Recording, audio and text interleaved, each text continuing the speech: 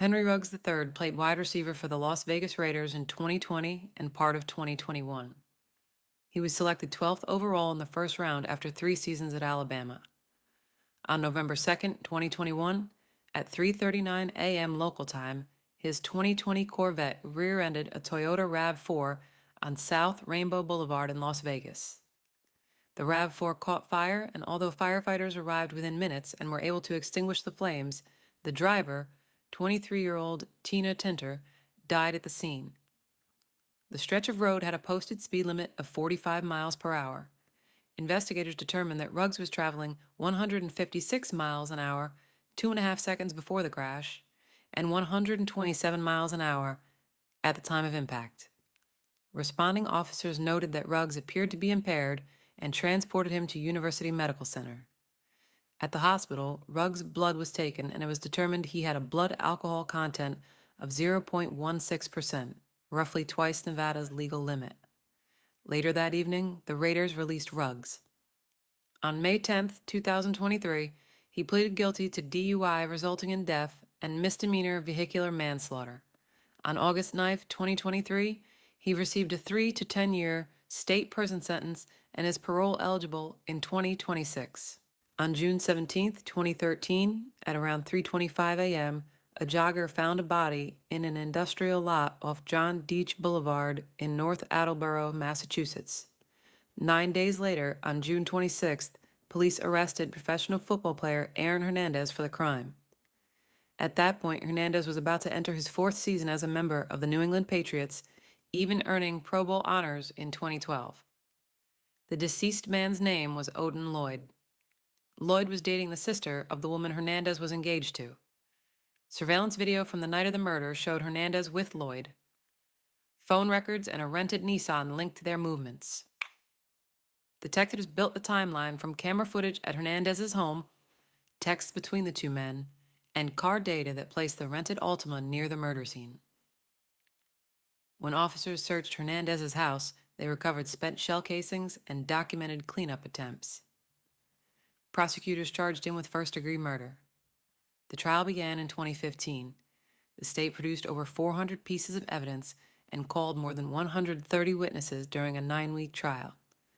On April 15, 2015, the jury returned a guilty verdict. Judge E. Susan Garsh sentenced him to life without parole. In 2017, Hernandez was tried and acquitted for a double homicide that took place in Boston in July 2012. On April 19, 2017, Hernandez was found hanged in his jail cell. His death was ruled a suicide. Donte Stallworth was a first-round pick out of Tennessee in 2002. He would go on to play wide receiver for 6 different teams across a 10-year career. On March 14, 2009, at about 7 a.m. local time, Stallworth's truck struck pedestrian Mario Reyes on the MacArthur Causeway in Miami Beach. Officers documented signs of impairment at the scene.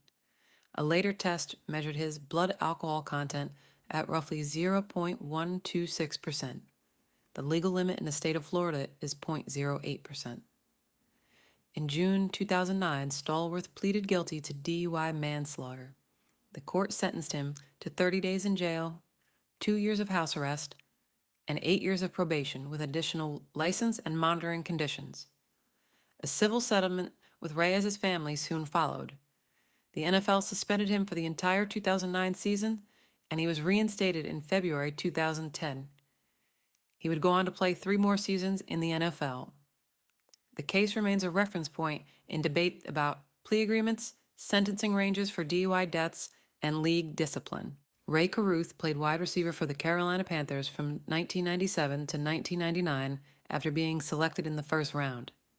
The Panthers selected Carruth after a 4-year college career at the University of Colorado that culminated in him earning first-team All-American honors in 1996. He would become the first active NFL player to be charged with murder.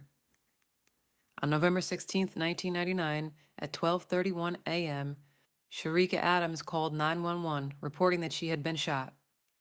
During the 911 call, she tells the dispatcher that while she was driving behind Carruth's car, he slowed down and another vehicle pulled up alongside hers and started shooting. She also told the dispatcher that she was 8 months pregnant. doctors performed an emergency C-section to deliver her son, Chancellor Lee Adams. Chancellor was born with severe brain damage due to a lack of blood and oxygen. Sharika was taken off life support and passed away on December 14, 1999 at the age of 24. Carruth was arrested in November 1999 on charges that included conspiracy to commit first-degree murder. He was released after posting a $3 million bond with the condition that if either Sharika or Chancellor died, he would turn himself in. When Sharika was taken off life support, Carruth fled. The next day, he was found in West Tennessee hiding in the trunk of a car at a motel.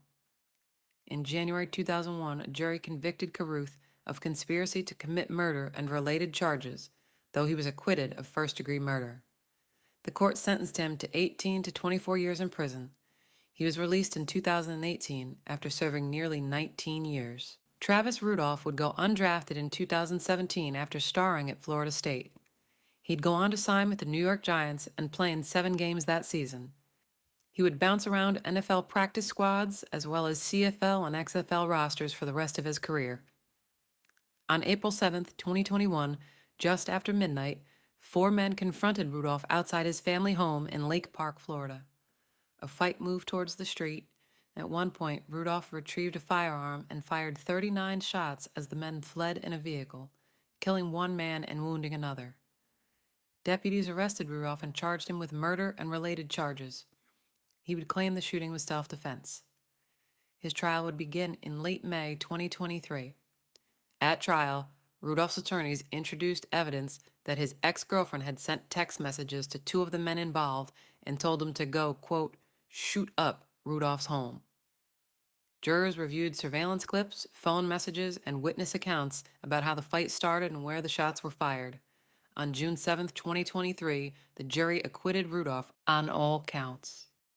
Jovan Belcher was an undersized linebacker who went undrafted out of the University of Maine in 2009, but would earn a starting linebacker position with the Kansas City Chiefs. He was in the middle of his 4th season with the team when he murdered his girlfriend, Cassandra Perkins. On November 30th, 2012, Belcher and Perkins got into an argument after Belcher came home late from a concert. Belcher would leave for the night and return between 6:30 and 7 a.m. the next morning. Another argument ensued, and during this argument, Belcher would pull out a handgun and shoot Cassandra a total of 9 times.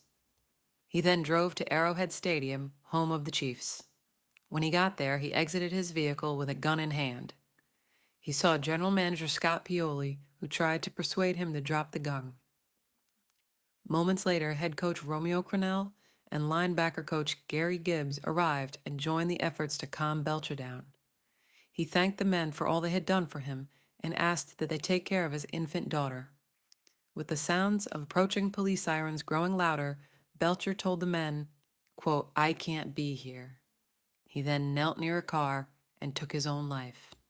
On the night of November 10, 1999, 2 men posing as police took Ricky and Kevin Nettles from their Los Angeles car wash business. Their brothers were found dead the next day. On June 25, 2001, around midnight, Dennis Henderson was abducted in Los Angeles and killed. In October 2008, Murillo Ponce was killed, his body dumped in poppy fields in Lancaster, California. Years later, detectives tied the 3 murders to Anthony Smith, a former Raiders defensive end and 1990 first-round pick who had played through 1997. In March of 2011, Smith was charged with the murder of Ponce. In April, the jury deadlocked 8-4 in favor of guilt. While awaiting a retrial, Smith was charged with the murders of the Nettles brothers and Henderson. Although prosecutors never specified the motives for the killings, they did produce many witnesses who testified against Smith. Smith's defense team tried to argue against the reliability of the evidence and witness testimonies after so many years, to no avail. In November 2015, the jury convicted Smith of the 3 murders, and he was given 3 consecutive life sentences without parole. He is currently an inmate at the Richard J. Donovan Correctional Facility. Dwayne Goodrich was a 2000 second-round pick out of Tennessee and played cornerback for Dallas from 2000 to 2002. On January 14, 2003, just after 2 a.m., Goodrich was driving north on I-35 East near Walnut Hill Lane in Dallas. At the same time, Good Samaritans were trying to free a driver from a burning car on the shoulder. Goodrich's BMW struck 3 of them at over 100 miles per hour. DeMont Matthews and Joseph Wood died at the scene, and another man was injured. Goodrich left the scene and later surrendered. Dallas County prosecutors charged him with 2 counts of criminally negligent homicide and 3 counts of failure to stop and render aid. The court found him guilty on all counts. He was given 7.5 years for each homicide count, which were to run concurrently, and an additional 5 years for failing to stop and render aid, for a total of 12.5 years. Goodrich served roughly 8 years in Huntsville State Prison and was paroled in 2011.